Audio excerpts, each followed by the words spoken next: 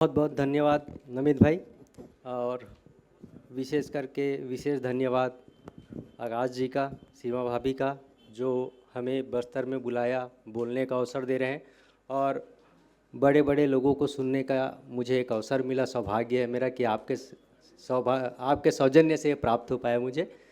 आप मीडिया की भूमिका पर बात हो रही है, बड़े लोगों ने सब कह दिया है, कुछ हमारी गलतियां भी रहती है, कुछ सीनियर्स जो बैठते हैं डेस्क में उनकी भी अपनी मजबूरी रहती है कि वो किस तरीके से खबरों को लेते हैं। हम पत्रकार हैं, खबर लिखते हैं, भेज देते हैं, डेस्क पे वो जो समझते हैं वो छपता है, वो दिखता है। तो ये तकलीफ़ जो है बस्तर की है। और मुझे उसमें लगता है कि मीडिया आज की तारीख में जो मीडिया है, मीडिया की भूमिका है, वो अब जो जितने भी व्यक्ति यहाँ पे बैठे हैं वो सब मीडिया से जुड़े हुए हैं। अब सभी के पास एक प्लेटफॉर्म है, चाहे वो फेसबुक का हो, चाहे यूट्यूब का हो। आप अपने हिसाब से जो अपनी चीज़ है, अपने विवेक से, अपने बौद्धिक स्तर से जो आप चीज़ समझ रहे हैं वो प्रस्तुत कर सकते हैं। कितने लोगों तक पहुंचता है ये आपके लेखन शैली, आपका प्रस्तुतिकरण, ये मायने रखता है उस पर।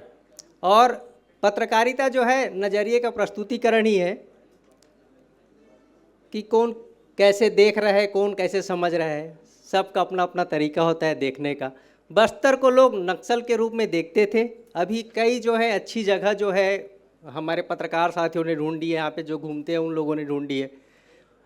ढोलकल जैसे एक नई चीज़ जो है जहाँ लोग घूम रहे हैं अब। लेकिन उस जगह को ढूंढने के बाद उसकी जो दुर्दशा होती है उस पर भी चिंतन करते हैं जब लोग। तो जिन्होंने ढूंढा उनको तकलीफ़ हो रही है आज की तारीख में, वो हमारे साथ जब बैठते हैं तो बोलते हैं कि हम लोगों ने इसको ढूंढ कर गलत कर दिया। तो पॉजिटिव और निगेटिव दोनों चीज़ होती है।